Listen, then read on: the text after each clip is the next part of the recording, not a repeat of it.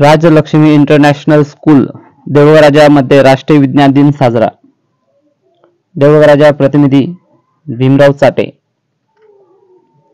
महान भारतीय शास्त्रज्ञ डॉक्टर सी.व्ही. रमण यांनी केलेल्या रामण प्रभावाचा शोध साजरा करण्यासाठी दरवर्षी 28 फेब्रुवारी रोजी देशात राष्ट्रीय विज्ञान दिन साजरा केला जातो।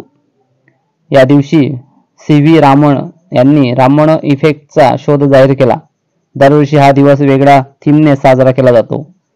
हा दिवस साजरा करण्यामागचा उद्देश विद्यार्थ्यांना विज्ञानाकडे प्रेरित करणे आणि सर्वसामान्यांना विज्ञान आणि वैज्ञानिक कामगिरीची जाणीव करून देणे हा आहे। या दिवशी शाळा महाविद्यालयामध्ये अनेक प्रकारचे कार्यक्रम आयोजित केले जातात।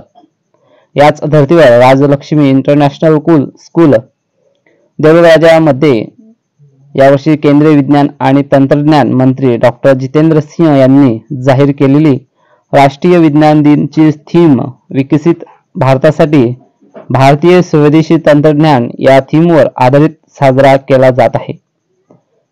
यामध्ये राजलक्ष्मी इंटरनॅशनल स्कूल मधील वर्ग 7 मधील गौरी चव्हाण या विद्यार्थीने सूर्यग्रहण आणि चंद्रग्रहण कसे होते याचे प्रयोगातून समजावून सांगितले। यामध्ये तिचा प्रथम क्रमांक आला।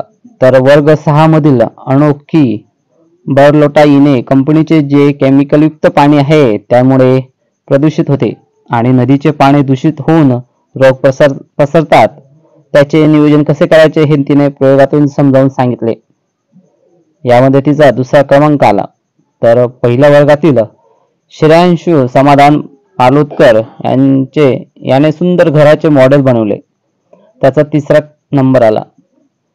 यावेळी राजलक्ष्मी इंटरनॅशनल स्कूलच्या अध्यक्ष मिनलताई शेळके, सचिव doctor Ramprasad Shelke, CEO Sujit Gupta, Faizal Osmani sir यांनी मुलांचे कौतुक करून मुलांनी तसेच विज्ञानामध्ये नवीन प्रयोग करावेत त्यासाठी शुभेच्छा दिल्या।